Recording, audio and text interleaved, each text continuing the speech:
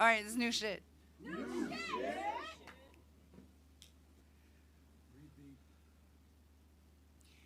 57 days. Our bloodline soaks the soil in Palestine. Our genes paint the rubble. Our traits, the scattered shrapnel.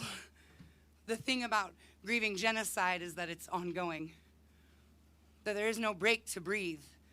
Can't open Instagram without images of babies spread out across tables, swaddled and dying because the hospital has had its power cut. And if you didn't know, babies in the NICU can't live much more than a few hours outside of lifeless incubators. There are too many people in this world who are trying to look at both sides when this is the first time they've borne witness beyond propaganda they've been sold. I see you pleading not to be seen as a monster with your caveated calls for ceasefire and your hesitation and insistence for both sides. You want to talk about how you wish for a definition of peace informed by your privilege. I want to talk about dreams. Dreams. Sorry. I want to talk about dreams. Dreams that live in the eyes of children. Dreams that luxuriate in the opportunity to live out their truths in the hearts of babies, exulting in the moments when they get to shine forth from bright eyes, nestled in rosy cheeks. 57 days. How many children's dreams does it cost? Let the record show that in 2023, the state of Israel executed a plan of ethnic cleansing. A 75-year occupation was not enough. No, there will be total annihilation, and the Gaza Nakba has the eyes of the world upon it. 57 days. There was a period of time in the last 57 days that a Palestinian child was killed every 10 minutes. The Israeli plan of self-defense included a litmus test of first bombing the most internationally connected hospital in Gaza before taking out a following 4 children's hospitals and a cancer hospital. This is not an act of war. This is what the execution of total annihilation looks like when it happens in real life. The movies could never have prepared you for what this means.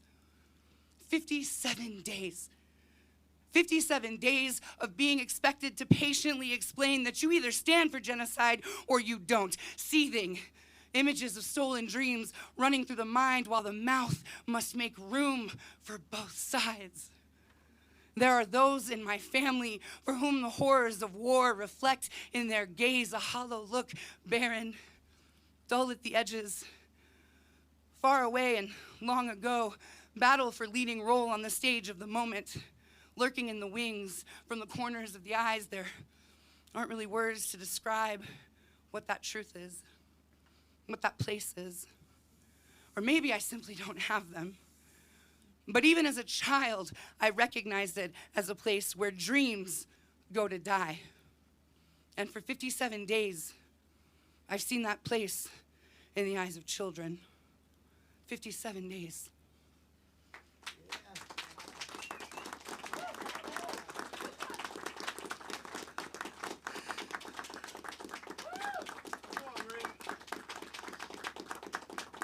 23 days.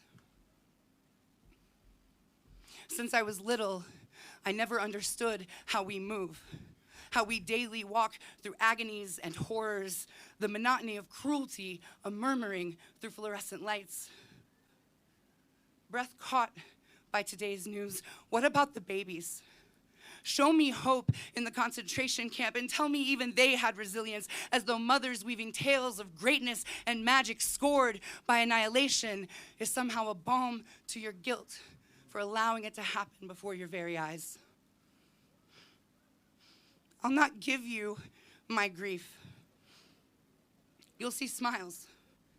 Sometimes, laughter trumpets through back alleys, blasting brick into clouds, filling our screens, massaging mortar mortalities into spectacle.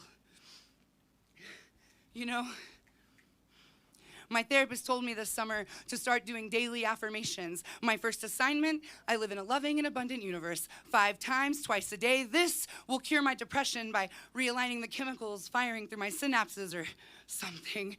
She's one of those people I always ask, how? How do you move alongside this cruelty? And so now, I live in a loving and abundant universe. I live in a loving and abundant universe. I live in a loving and abundant universe. I live in a loving and abundant universe. I live in a loving and abundant universe. I live in a loving and abundant universe. Last weekend, my city held a rally for peace. Last week, City Council signed a proclamation standing with Israel, each member passing beneath the Ukrainian flag as they entered the chambers. I live in a loving and abundant universe. I live in a loving and abundant universe. I live in a loving and abundant universe. I live in a loving and abundant universe. Once in its lifetime, the Statue of Liberty cowered beneath thick black plumes of human misery and fear. The next day, well, America has never been more united than on 9/12/2001. Unless, of course, you were brown, with such a well-educated populace that the very first victims of united America's intolerance were Pakistani. I live in a loving and abundant universe. I live in a loving and abundant universe. I live in a loving and abundant universe. I live in a loving and abundant universe. Recently, I heard a voice message from a mother in Palestine echoing through the tinniness that could only be a WhatsApp message. She proclaimed to the world to uphold her 4-year-old as a martyr, seeking a solace that in the horrors of holding her child for the last time merely hours before could only be found in a desperate plea that her mythology is the one true way. Otherwise, how can she take her next breath? I live in a loving and abundant universe. I live in a loving and abundant universe. I live in a loving and abundant universe. Canada geese are veeing across the sky as I try to put into words horrors we've learned to compartmentalize. Once, I found that to be the liberals' greatest sin, burying heads in the sands of privilege with their Black Lives Matter signs artfully staked. In this house, we believe that there's nothing we can do about it. That we just want peace for all sides. And well, what was she wearing? And what about October 7th? Passes quietly behind our hands in our living rooms and our coffee shops. I live in a loving and abundant universe. I live in a loving and abundant universe. I live in a loving and abundant universe. I live in a loving and abundant universe. Balfour declared over 100 years ago that that baby would become a martyr last week, and half of you are gonna have to look that up. I won't give you my grief.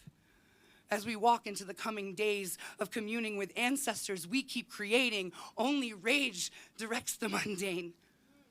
I never understood how we move through this cruelty. And I wonder, where will the birds fly?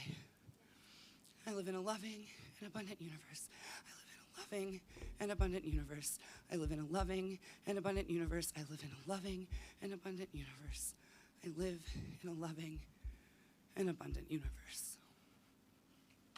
Yeah.